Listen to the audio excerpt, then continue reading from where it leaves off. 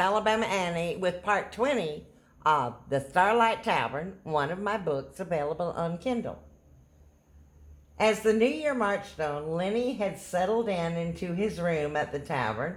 We spent a lot of time together doing our homework and playing. The weather grew warmer and springtime came. And as I grew older, I learned how to do lots of new things. I could help Miss Hattie even more than I had.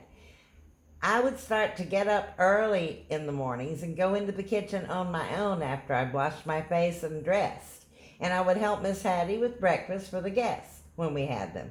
And I usually rolled out the biscuits and put them on a pan to put in the oven and bake. There were guests and local folks both at the table, sometimes as many as 10 or 12 people. They would sit around drinking coffee and talking most mornings until around 9 a.m. when they would go their separate ways. And over time I got to know quite a few of them. And most mornings of late, Leonard Payne would also be there. Sometimes there was also a strange little lady we liked to call Peeping Thomasina who would happen by. We called her that because Eloise Thomas liked to peep into the windows of other people's houses when she went out rambling. That's exactly how I met her. I jumped out of bed when I saw her face in my bedroom window and ran into the kitchen where I found Uncle John eating a piece of pie, and I told him someone was looking in my bedroom window, and he only laughed. He wiped his mouth on the napkin. He stood up and took me by the hand and led me out the door and around the house to where Miss Eloise was still standing. "Eloise, I'd like you to meet Maggie," he'd said, and she smiled and took my hand and said she was pleased to meet me. I asked her why she was looking in through my window, and she said she just wanted to see that pretty room. I could tell she was harmless, but she sure was a little strange. She had a sister who never left their home, and I'd seen her only once when we'd visited. Hattie said Ursa and Eloise just weren't quite right.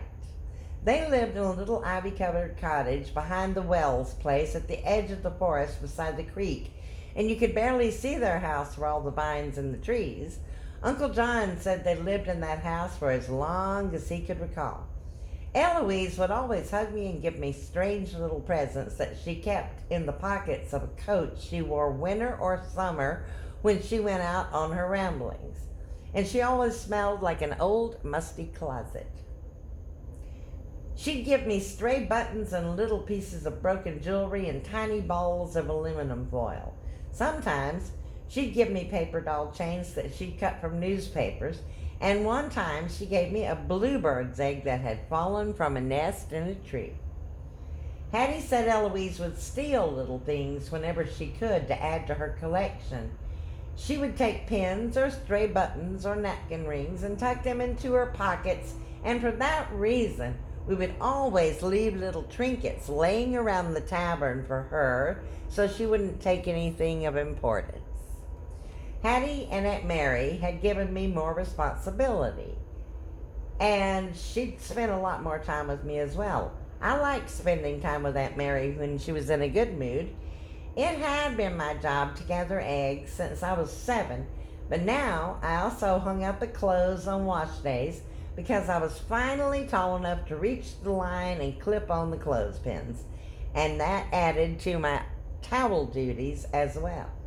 It was also my job to dust all of the furniture in the tavern once a week and to bring the waste baskets downstairs to clean and empty them, and that meant I had to go upstairs more often, and I never did enjoy that very much.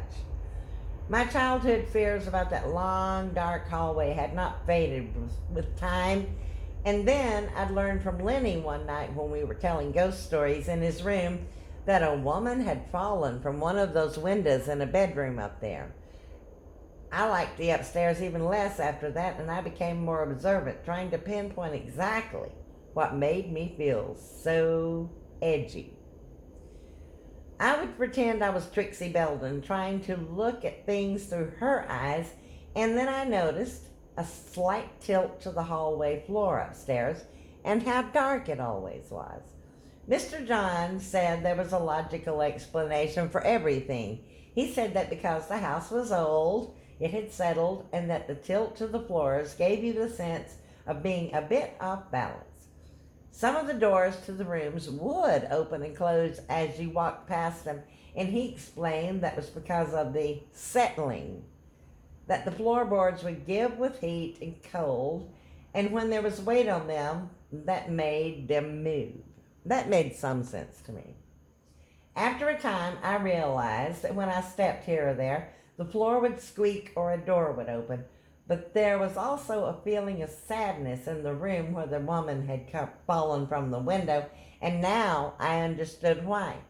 And in another room, I always smelled sulfur as if a match had just been struck. I asked Hattie and Aunt Mary about that, but as usual, they never would tell me very much. Aunt Mary said old odors lingered, that was simply the way it was in old houses.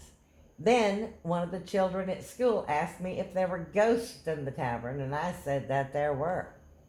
I invited them to come and see for themselves, and one rainy Saturday afternoon they all showed up. I took them upstairs, but they didn't want to stay long.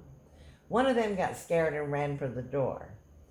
Most people were afraid to go upstairs in the place, except for our unsuspecting guests, and some of them even liked the spookiness of the place, if you can imagine that. There were people who liked to stay at the tavern and at the old hotel across the way to hunt for ghosts or to have seances. And I knew Aunt Mary had been to a seance once at the hotel when that actress Tallulah Bankhead had been on the mountain that first summer I was here, and one of my friends at school had what they called a spirit board.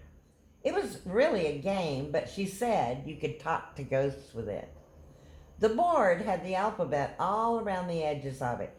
It had yes and no written inside the letters, and at the center of the board there was a little thing they called a planchette. It was a plate on tiny legs. It was heart-shaped and had a small window cut into it, and it had 3 little legs on the bottom. When you played with it, you or your friends would ask a question and lay your fingertips on the little heart-shaped piece called the planchette, and the spirits would guide the piece across the board to spell letters or to answer yes or no to a question. Aunt Mary always said I'd been reading too many mystery stories, and Miss Hattie simply refused to discuss it at all. She'd mumble something and told me not to ask her about any of that ever again, and once I passed one of the rooms late in the day upstairs, and I thought I saw a lantern burning on the bedside table, and I smelled sulfur. I wanted to talk to that ghost. Sulfur is what you smell, of course, when you strike a match. Mr. John finally told me, too, about a man who had stayed in that room upstairs, and he left in the middle of the night, scared out of his wits. He said the man claimed he woke up to see a woman standing over him with a lantern beside his bed. Now I had another ghost story to worry about. There had been guests who took a room at the tavern with us and left suddenly without an explanation in the middle of the night, and I recall several times when some of them would waken us scared out of their wits. There was a man, a traveling salesman, who ended up sleeping on the porch and refused to go back upstairs into the room at all. And Lenny and I had to haul down his bags for him. There was a woman traveling with her daughter who'd taken a room, and late that night her daughter had taken a bath and was leaving the bath, walking back to their room, when suddenly she claimed that something reached out and grabbed her arm in the dark hallway and shoved her forward. The girl screamed and ran for the door to their room, telling her mother what had happened. The two came downstairs, knocking on the kitchen door, and awoke us. Aunt Mary went to see what was wrong and let them into the kitchen. The woman wanted us to give her another room, so Aunt Mary made them tea and gave them a snack and sent Lenny and I up to move their things downstairs to the corner room for the night. And while we were gathering up everything for them to move, the door to an empty room down the hallway slammed shut for no good reason and frightened us out of our wits.